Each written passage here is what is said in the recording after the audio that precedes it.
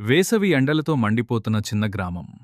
ఆ గ్రామంలో సరోజ అత్త మరియు ఆమె కోడలు సీత చాలా పేదరికంలో జీవిస్తున్నారు. చిన్న ఇంట్లో రోజూ ఖర్చుల గురించి ఆలోచిస్తూ బాధపడుతున్నారు.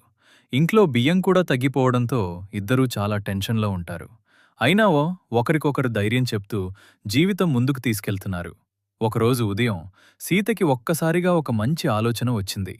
ఈ వేసవిలో పుచ్చకాయ ఐస్ క్రీం అమ్మితే గ్రామంలో అందరూ ఇష్టంగా కొంటారని ఆమె భావించింది.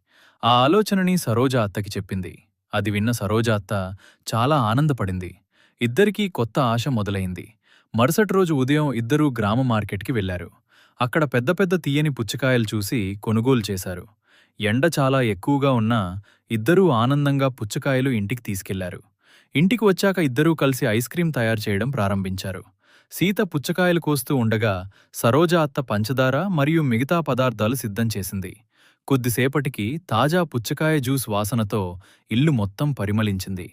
ఆ తర్వాత ఇద్దరూ ఆ జ్యూస్ని ఐస్ క్రీం మోల్డ్స్లో పోసి ఫ్రీజర్లో పెట్టారు. కాని సరోజ అత్త మాత్రం ఐస్ క్రీం రెడీ అయిందా లేదా అని మళ్లీ మళ్లీ ఫ్రీజర్ తెరిచి చూస్తూ ఉండేది. అది చూసి సీత నవ్వుకుంటూ ఉండేది. కొన్ని గంటల తర్వాత చివరికి పుచ్చకాయ ఐస్ క్రీం రెడీ అయింది.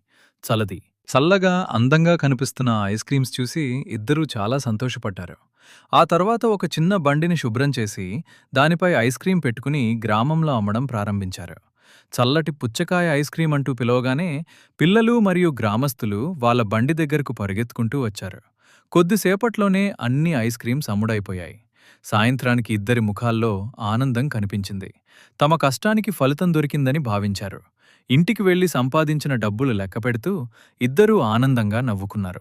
ఆ చిన్న పుచ్చకాయ ఐస్ క్రీం వ్యాపారం వారి జీవితంలో కొత్త వెలుగును తీసుకొచ్చింది. మళ్లీ రేపటి కొత్త కథతో కలుద్దాం. అంతవరకు సెలవు.